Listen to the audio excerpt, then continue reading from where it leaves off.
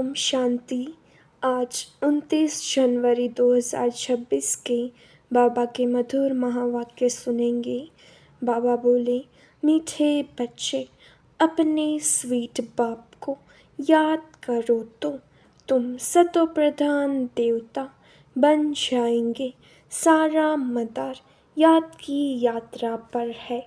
प्रश्न, जैसे बाप की कशिश बच्चों को होती है, वैसे किन बच्चों की कशिश सबको होगी? उत्तर, जो फूल बने हैं। जैसे छोटे बच्चे फूल होते हैं, उन्हें विकारों का पता भी नहीं, तो वह सबको कशिश करते हैं ना। ऐसे तुम बच्चे भी जब फूल अर्थात पवित्र बन जाएंगे तो सबको कशिश होगी। तुम्हारे में विकारों का कोई भी कांटा नहीं होना चाहिए। ओम शांति। रूहानी बच्चे जानते हैं कि यह पुरुषोत्तम संगम युग है। अपना भविष्य का पुरुषोत्तम मुख देखते हो, पुरुषोत्तम चोला देखते हो, फील करते हो कि हम फिर नई दुनिया सतयुग में इनकी लक्ष्मी नारायण की वंशावली में जाएंगे, अर्थात सुख धाम में जाएंगे अथवा पुरुषोत्तम बनेंगे। बैठे बैठे यह विचार आते हैं। स्टूडेंट जो पढ़ते हैं तो जो दर्जा पढ़ते हैं वह जरूर बुद्धि में होगा ना, मैं बैरिस्टर या फलाना बनूंगा।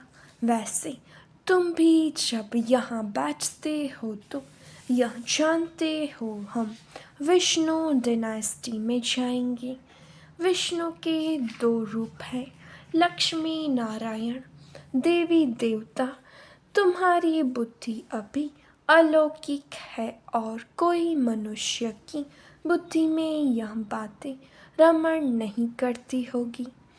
तुम बच्चों की बुद्धि में यह सब बातें हैं। यह कोई कॉमन सत्संग नहीं है। यहाँ बैठे हो, समझते हो सत बाबा जिसको शिव कहा जाता है, उनके संग में बैठे हैं। शिव बाबा ही रचता है, वही रचना के आदि मध्य अंत को जानते हैं और यह नॉलेज देते हैं। जैसे कि कल की बात सुनाते हैं, यहाँ बैठे हो तो यह तो याद होगा ना कि हम आए हैं रिज्यूवनेट होने, अर्थात यह शरीर बदल देवता शरीर लेने। आत्मा कहती है हमारा यह तमो प्रधान पुराना शरीर है, इसे बदलकर ऐसा लक्ष्मी नारायण बनने का है। एम ऑब्जेक्ट कितनी श्रेष्ठ है। पढ़ाने वाला टीचर जरूर पढ़ने वाले स्टूडेंट से होशियार होगा ना। पढ़ाते हैं, अच्छे कर्म सिखलाते हैं तो जरूर ऊंच होगा ना।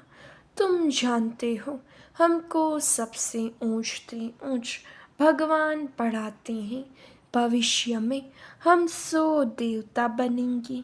हम जो पढ़ते हैं सो भविष्य नई दुनिया के लिए, और कोई को नई दुनिया का पता भी नहीं है। तुम्हारी बुद्धि में अब आता है यह लक्ष्मी नारायण नई दुनिया के मालिक थे, तो जरूर फिर रिपीट होगा। तो बाप समझाते हैं, तुमको पढ़ाकर मनुष्य से देवता बनाता हूँ। देवताओं में भी जरूर नंबरवार होंगे। देवी राजधानी होती है ना। तुम्हारा सारा दिन यही ख्यालात चलता होगा कि हम आत्मा हैं। हमारी आत्मा जो बहुत पतित थी, सो अब पावन बनने के लिए पावन बाप को याद करती है। याद का अर्थ भी समझना है। आत्मा याद करती है अपने स्वीट बाप को बाप खुद कहते हैं, बच्चे मुझे याद करने से तुम सतो प्रधान देवता बन जाएंगे। सारा मदार याद की यात्रा पर है। बाप जरूर पूछेंगे ना, बच्चे कितना समय याद करते हो। याद करने में ही माया की लड़ाई होती है। तुम खुद समझते हो यह यात्रा नहीं परंतु जैसे कि लड़ाई है। इसमें विघ्न बहुत पड़ते हैं। याद की यात्रा में रहने में ही माया विघ्न डालती है, अर्थात याद भुला देती है। कहते भी हैं बाबा हमको, आपकी याद में रहने में माया के तूफान बहुत लगते हैं। नंबर 1 तूफान है देह अभिमान का, फिर है काम क्रोध लोभ मोह। आज काम का तूफान, कल क्रोध का तूफान, लोभ का तूफान आया। आज हमारी अवस्था अच्छी रही, कोई भी तूफान नहीं आया। याद की यात्रा में सारा दिन रहे, बड़ी खुशी थी। बाबा को बहुत याद किया। याद में प्रेम के आंसू बहते रहते हैं। बाप की याद में रहने से तुम मीठे बन जाएंगे। तुम बच्चे यह भी समझते हो कि हम माया से हार खाते खाते कहाँ तक आकर पहुँचे हैं। बच्चे हिसाब निकालते हैं, कल्प में कितने मास कितने दिन हैं, बुद्धि में आता है ना। अगर कोई कहे लाखों वर्ष आयु है तो फिर कोई हिसाब थोड़ी ही कर सके। बाप समझाते हैं यह सृष्टि का चक्र फिरता रहता है। इस सारे चक्र में हम कितने जन्म लेते हैं, कैसे डिनाइस्टी में जाते हैं, यह तो जानते हो ना। यह बिल्कुल नई बातें, नई नॉलेज है, नई दुनिया के लिए। नई दुनिया स्वर्ग को कहा जाता है। तुम कहेंगे हम अभी मनुष्य हैं, देवता बन रहे हैं। देवता पद है ऊंच। तुम बच्चे जानते हो हम सबसे न्यारी नॉलेज ले रहे हैं। हमको पढ़ाने वाला बिल्कुल न्यारा विचित्र है। उनको यह साकार चित्र नहीं है, वह है ही निराकार। तो ड्रामा में देखो कैसा अच्छा पाठ रखा हुआ है। बाप पढ़ाई कैसे तो खुद बतलाते हैं, मैं फलाने तन में आता हूँ। किस तन में आता हूँ वह भी बताते हैं। मनुष्य मूंझते हैं क्या एक ही तन में आएगा, परंतु यह तो ड्रामा है ना, इसमें चेंज हो नहीं सकती। यह बातें तुम ही सुनते हो और धारण करते हो और सुनाते हो। कैसे हमको शिव बाबा पढ़ाते हैं, हम फिर और आत्माओं को पढ़ाते हैं। पढ़ती आत्मा है, आत्मा ही सीखती सिखलाती है। आत्मा मोस्ट वैल्यूएबल है। आत्मा अविनाशी अमर है। सिर्फ शरीर खत्म होता है। हम आत्माएं अपने परम पिता परमात्मा से नॉलेज ले रही हैं। रचयिता और रचना के आदि मध्य अंत 84 जन्मों की नॉलेज ले रहे हैं। नॉलेज कौन लेते हैं? आत्मा। आत्मा अविनाशी है। मोह भी रखना चाहिए अविनाशी चीज में, न कि विनाशी चीज में। इतना समय तुम विनाशी शरीर में मोह रखते आए हो, अभी समझते हो हम आत्मा हैं। शरीर का भान छोड़ना है। कोई कोई बच्चे लिखते भी हैं, मुझ आत्मा ने यह काम किया, मुझ आत्मा ने आज यह भाषण किया, मुझ आत्मा ने आज बहुत बाबा को याद किया। वह है सुप्रीम आत्मा, नॉलेजफुल। तुम बच्चों को कितनी नॉलेज देते हैं, मूल वतन सूक्ष्म वतन को तुम जानते हो। मनुष्यों की बुद्धि में तो कुछ भी नहीं है, तुम्हारी बुद्धि में है। रचता कौन है? इस मनुष्य सृष्टि का क्रिएटर गाया जाता है, तो जरूर कर्तव्य में आते हैं।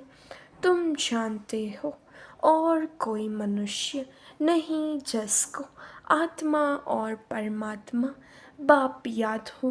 बाप ही नॉलेज देते हैं कि अपने को आत्मा समझो, तुम अपने को शरीर समझ उल्टे लटक पड़े हो।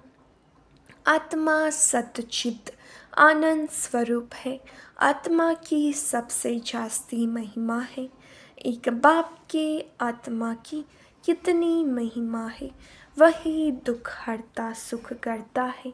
मच्छर आदि की तो महिमा नहीं करेंगे कि वह दुख हरता सुख करता है, ज्ञान का सागर है।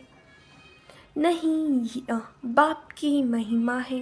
तुम भी हर एक खुद दुख हरता सुख करता हो, क्योंकि उस बाप के बच्चे हो ना, जो सबका दुख हर कर और सुख देते हैं।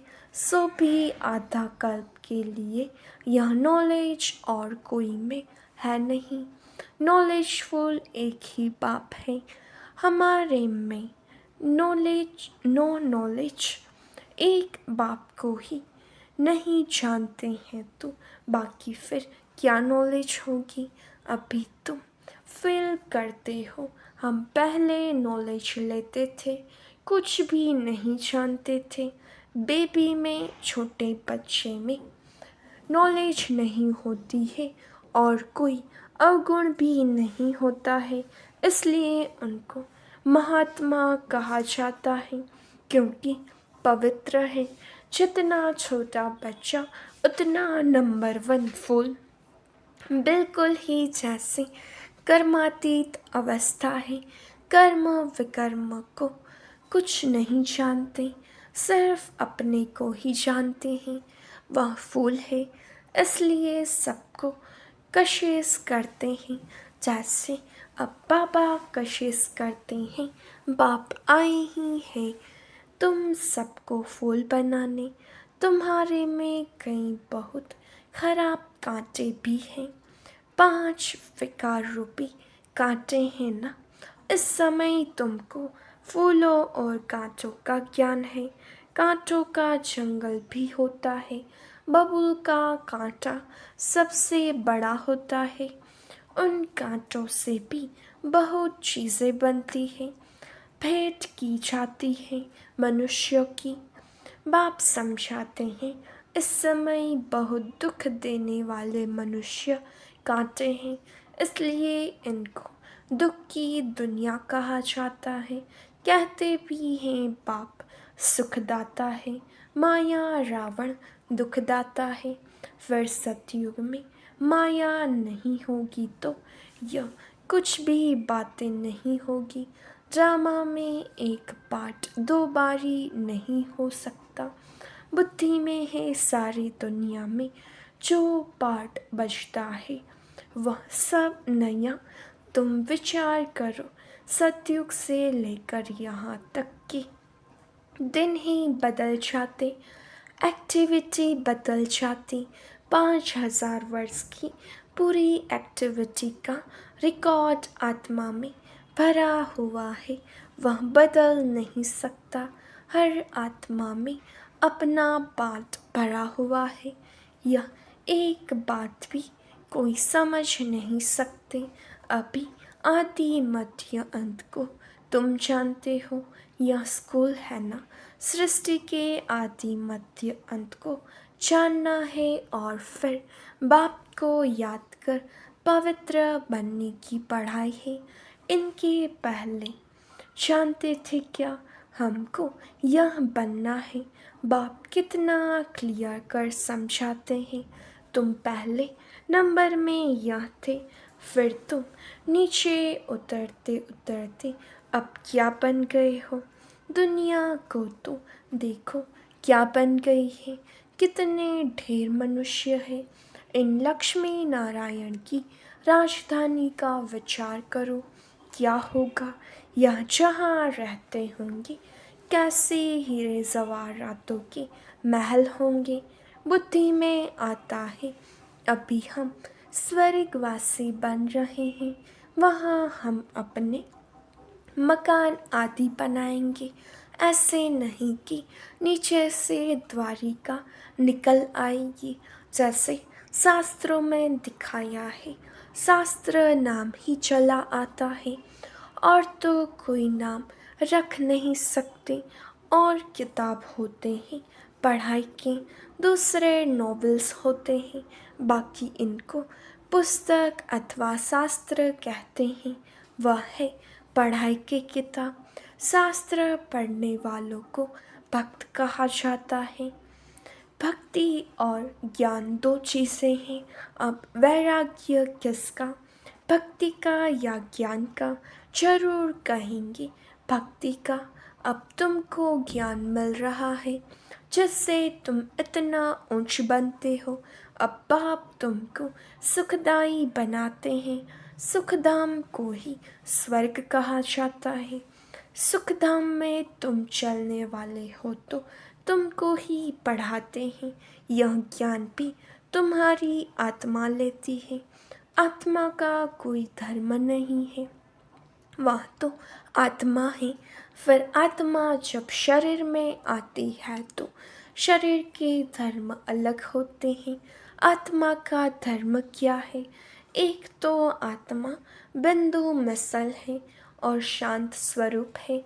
शांति धाम मुक्ति धाम में रहती है। अब बाप समझाते हैं सब बच्चों का हक है। बहुत बच्चे हैं जो और धर्मों में कन्वर्ट हो गए हैं, वह फिर निकल कर अपने असली धर्म में आ जाएंगे। जो देवी देवता धर्म छोड़ दूसरे धर्म में गए हैं, वह सब पते लौट कर आ जाएंगे अपनी जगह पर। इन सब बातों को और कोई समझ नहीं सकेंगे। पहले पहले तो बाप का परिचय देना है। इनमें ही सब मूंझ पड़े हैं। तुम बच्चे जानते हो अभी हमको कौन पढ़ाते हैं? बाप पढ़ाते हैं। श्री कृष्ण तो देहधारी है, इनको ब्रह्मा को दादा कहेंगे। सब भाई भाई है ना। फिर है मर्तबे के ऊपर, यह भाई का शरीर है, यह बहन का शरीर है। यह भी अब तुम जानते हो। आत्मा तो एक छोटा सा सितारा है। इतनी सब नॉलेज छोटे सितारे में है। सितारा शरीर के सिवाय बात भी नहीं कर सकता। सितारे को पाठ बजाने के लिए अंग भी चाहिए। सितारों की दुनिया ही अलग है। फिर यहाँ आकर आत्मा शरीर धारण करती है। वह है आत्माओं का घर। आत्मा छोटी बिंदी है, शरीर बड़ी चीज़ है, तो उनको कितना याद करते हैं। अभी तुमको याद करना है एक परम पिता परमात्मा को। यही सत्य है। जबकि आत्माओं और परमात्मा का मेला होता है, गायन भी है आत्माएं परमात्मा अलग रहे बहुकार। हम बाबा से अलग हुए हैं ना। याद आता है कितना समय अलग हुए हैं। बाप जो कल्प कल्प सुनाते आए हैं, वहीं आकर सुनाते हैं। इसमें ज़रा भी फर्क नहीं हो सकता। सेकेंड बाय सेकेंड जो एक्ट चलती है वह नहीं। एक सेकेंड पास होता है, मिनट पास होता है, उनको जैसे छोड़ते जाते हैं, पास होता जाता है। ताकि कहेंगे इतने वर्ष, इतने दिन, मिनट, इतने सेकेंड पास कर आए हैं। पूरा 5000 वर्ष होगा, फिर एक नंबर से शुरू होगा। एक्यूरेट हिसाब है ना। मिनट सेकेंड सब नोट करते हैं। अभी तुमसे कोई पूछे, इसने कब जन्म लिया था, तुम गिनती कर बताते हो।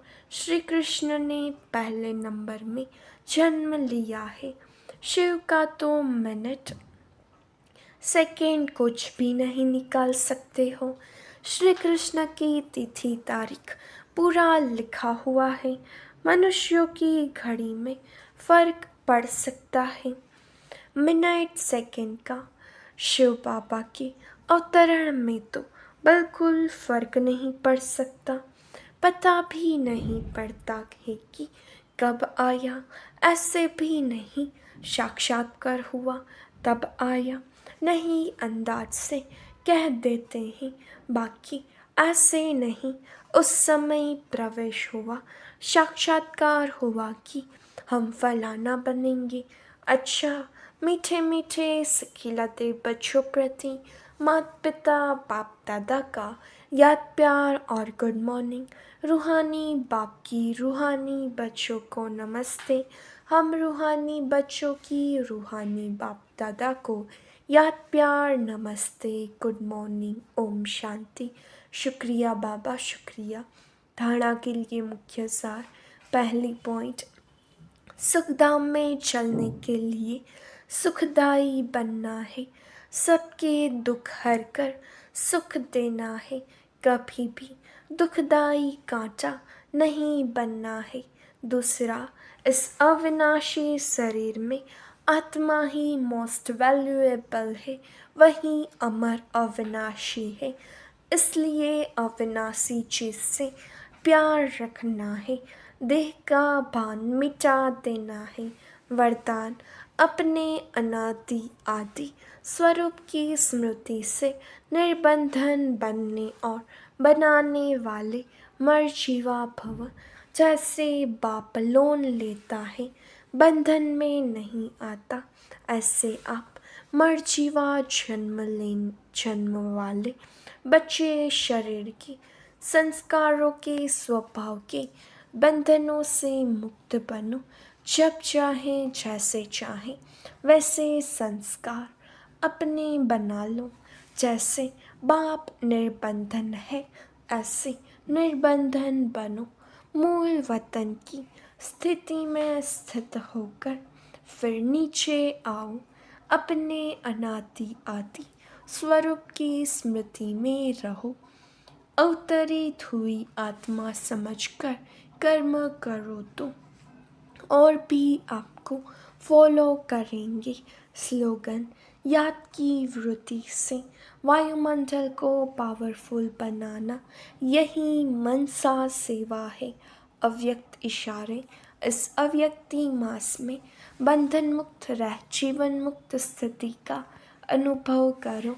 जब तक किसी भी प्रकार का लगाव है, चाहे वह संकल्प के रूप में हो, चाहे संबंध के रूप में, चाहे संपर्क के रूप में, चाहे अपनी कोई विशेषता की तरफ हो, कोई भी लगाव बंधन युक्त कर देगा। यह लगाव अशरीरी बनने नहीं देगा और वह विश्व कल्याणकारी भी बना नहीं सकेगा। इसलिए पहले स्वयं लगाव मुक्त बनो, तब विश्व को मुक्ति व जीवन मुक्ति का वर्षा दिला सकेंगे। अच्छा, ओम शांति।